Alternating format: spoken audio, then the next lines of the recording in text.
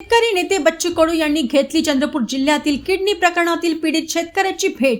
शेतकरी नेते बच्चू कडू यांनी चंद्रपूर जिल्ह्यातील किडनी प्रकरणातील पीडित शेतकऱ्याची त्यांच्या मिंथूर गावी भेट घेतली। त्यांच्याशी बातचीत केल्यावर कडू यांनी एकूण शासकीय यंत्रणेप्रती संताप व्यक्त केला। हा आंतरराष्ट्रीय गुन्हा आहे, हे विकासाचे वेगळे पाऊल आहे। अर्थव्यवस्था तिसऱ्या स्थानी जात असताना हे विपरीत चित्र दिसत आहे। मुख्यमंत्री विदर्भातील असताना तपास वेगाने व्हायला हवा होता। या प्रकरणी मानव तस्करीसह आणखी कलम दाखल करणे गरजेचे आहे। विशेष एसआयटी स्थापन करणे आवश्यक आहे। स्मॉल फायनान्स बँकेच्या गैरव्यवहाराची चौकशी करण्यासाठी सत्यशोधक समिती नेमणे आवश्यक आहे। ही लढाई एका शेतकऱ्यापुरती नाही, अवैध सावकारी हा राज्याचा प्रश्न आहे, असे कडू म्हणाले। 3 जानेवारी रोजी आम्ही या संपूर्ण प्रकरणाविरोधात पीडित शेतकऱ्याच्या गावातून नागभीड तहसील कार्यालयामार्फत लॉंग मार्च काढणार आहेत। नागभीड बंद करणार आहोत, अशी महत्त्वाची घोषणा कडू यांनी केली। आधी शेतकरी जमीन विकत होता, आता किडनी विकत आहे, हे दुर्दैव आहे।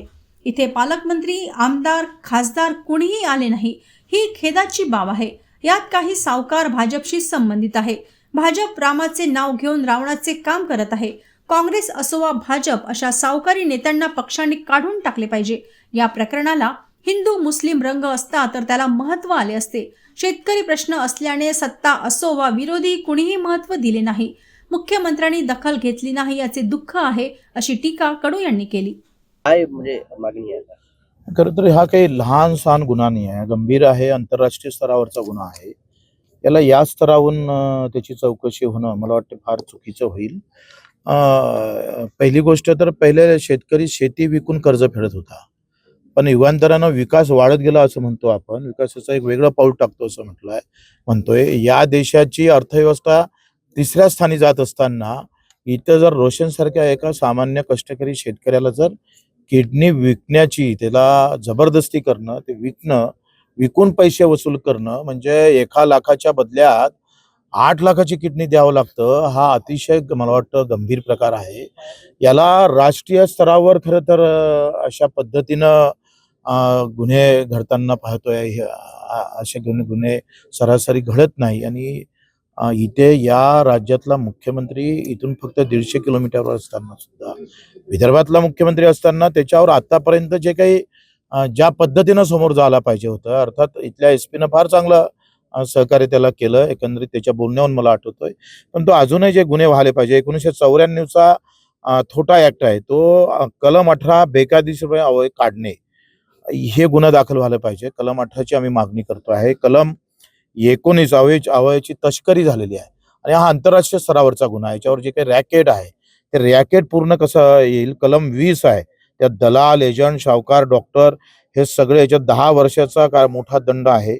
मानव तस्करी आहे, म्हणजे मानव तस्करीचा 370चा गुन्हा मला वाटत नाही याच्यात दाखल केला म्हणून। 370 हा अपहरण आहे, कारण जबरदस्ती केली आहे, त्याला फोन केलाय, धमक्या आलेल्या आहे आणि याच्या अगोदर त्याला मारहाण झालेली आहे। त्या धमकीपोटी तो किडनी विकायला गेलेला आहे, विकल्या गेलेली आहे। त्याच्यामुळे अपहरणाचा गुन्हा दाखल झाला पाहिजे। जबर मारहाणीचा इथं अजूनही गुन्हा दाखल केला नाही। फसवणुकीचा गुन्हा आहे, हा फसवला आहे त्याला विविध मार्गानं धमक्या देऊन, हे जे गुन्हे दाखल व्हायचे आहे ते गुन्हे दाखल होणं फार गरजेचे आहे।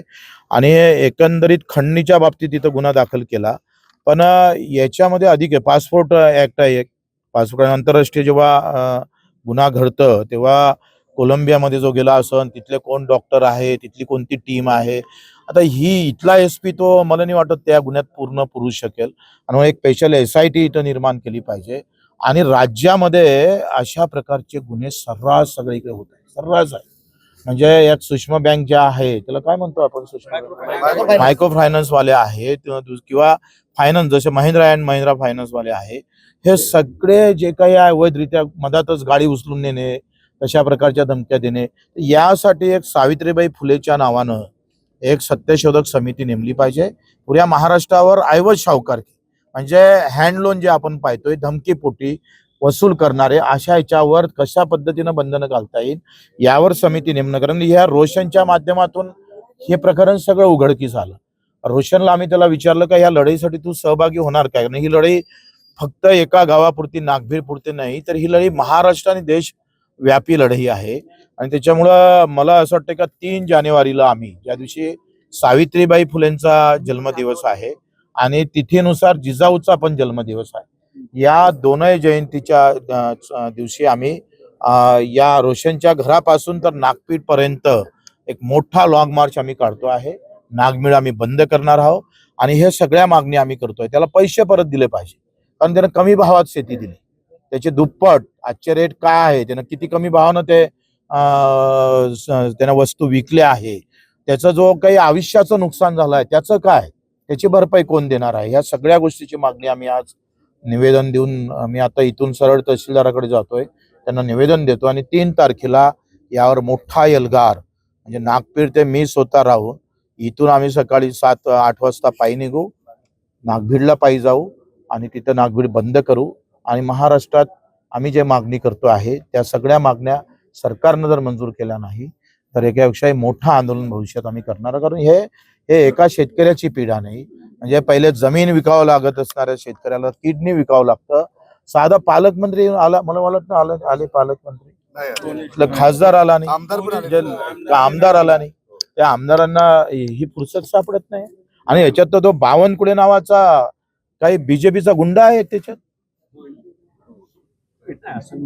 वरते सत्तान खाली गुंडा, शहर प्रमुख काहीतरी अशा पद्धतीनं हे नाव जे ऐकले मी, याच्यात काही भाजपाचा पण कार्यकर्ता आहे. म्हणजे हे सत्ता काय तुम्ही अशासाठी घेतली ताब्यात? प्रभू रामचंद्राचं नाव घ्यायचं साले हो आणि रावणाचं कृत्य करायचंय. हा किशोर बावनकुळे, कोण बावनकुळे? त्या बावनकुळेचा नातेवाईक असेल, त्याची त्या रेतीची तस्करी आहे.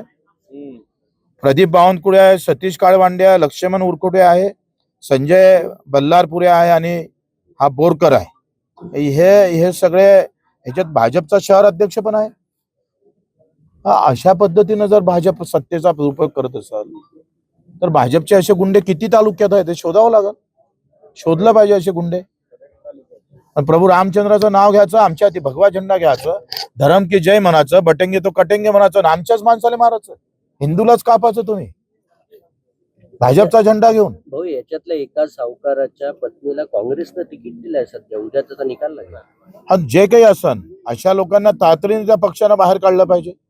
त्यांनी मागणी केली पाहिजे. काँग्रेस काय, भाजपा काय, मला वाटते हाय विजय विडुटेकरकडे गेला होता वाटतं कधी तक्रार द्यायला, काय होत नाहीये. म्हणजे विरोधी पक्ष सुद्धा आम्ही पाहतोय. आम्हाला राजकारण करायचं नाही, पण शेतकऱ्याबद्दल जर कोणी अशा पद्धतीने वागत असेल तर आम्ही सोडणार नाही. हाच जर हिंदू मुसलमानाचा असता तर मुसलमानाने किडनी काढली असते, हिंदू काय झोपले राहिले असते? प्रश्न काय आहे का तुम्ही कपाळावर मुसलमान किंवा हिंदू लिहा, मग महत्व वाढतं. पण कपाळावर शेतकऱ्याची जर तुम्ही पट्टी बांधली ना, त्याला महत्वच नाही. कुत्र्या मांजरा एवढे महत्व नाही आहे. फक्त धर्म आणि जात लिहा, मग पहा कसा बमाल होते. हे जर धार्मिकतेतून झालं असतं ना, मग सगळा मीडिया, मग सगळा हिंदुस्थान उभा राहिला असतं, सगळे आले असते. नालाय कुठे गेलं ते पालकमंत्री? वाटते थोडी लाज त्याला? इथला आमदार असेल, खासदार असेल, काही कर्तृत्व, काही यांचा काही मानवी माणुसकी राहिली नाही. आम्ही 3 तारखेला मोठं आंदोलन, पूर्ण महाराष्ट्र हादरेल अशा पद्धतीनं, कारण प्रकरण लहान नाही आहे.